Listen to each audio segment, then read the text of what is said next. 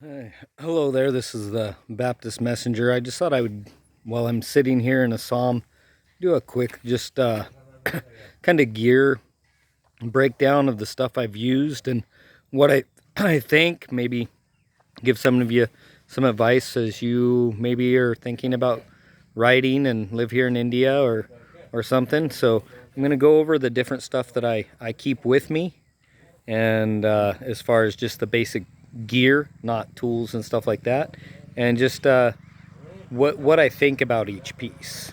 So I'm gonna switch the camera now so you can see the gear instead of me. So first off, I have this tank bag here by Rhinox. It's been very good. I've had it for over a year now. It's never had any problems.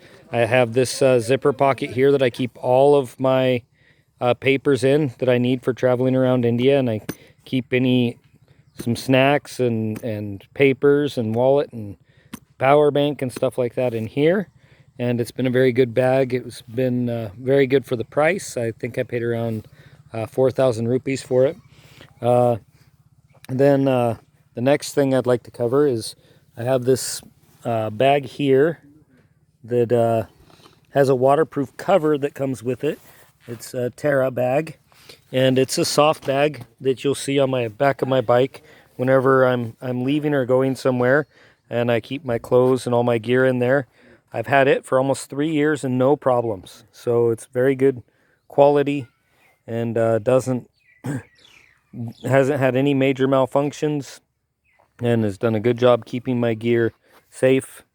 And then the next is I wear these Solus brand pants, and they've done a very good job as far as holding up to anything I've done. The only problem is, you see this spot here, that was originally black also, so they immediately faded on the knee right after I got them, but they've never ripped. I've been in a few minor fall downs and stuff with them, and they've done a good job protecting me.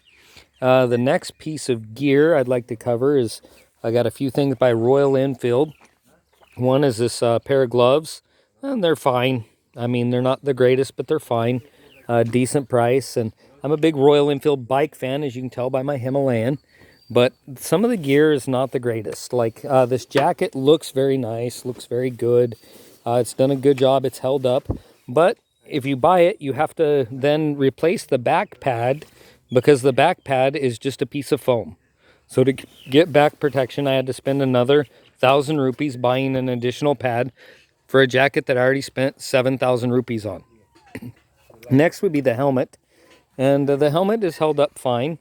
It's really, the outside especially does a good job of staying in good shape and looking good. But if you look down in here, I got you can see that camouflage pattern right there.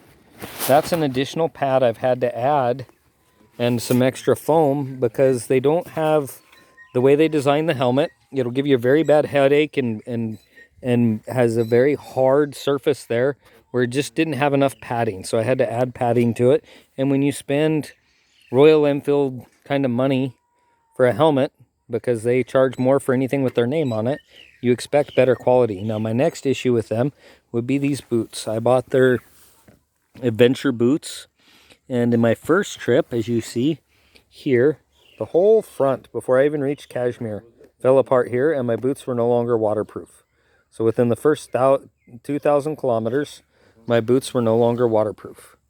And so I spent a lot of money on these boots. I think it was like 6,000. And I only spent like 3,000 on my oarsas, and I've had them longer. And yeah, they're a little beat up, but they work perfectly fine. They never claimed to be waterproof, so that's not a problem. And they've held up better than the Royal Enfield boots. So I would be careful when it comes to Royal Enfield about their gear. You're better off going with some cheaper stuff like Solus or Orza for gear, instead of buying from the Royal Enfield dealership, in my opinion.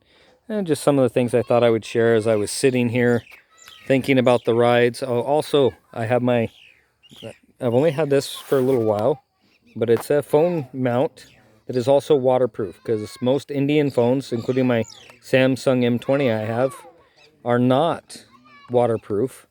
So that was a very good investment, and is done very well, and has stayed waterproof. So if you have any questions, let me know down in the comments. Just thought I would share my thoughts, and just also kind of show you a little bit here where I'm staying in Assam. Yeah, I'm living right in there. Just staying for a week and visiting friends here in wonderful Assam.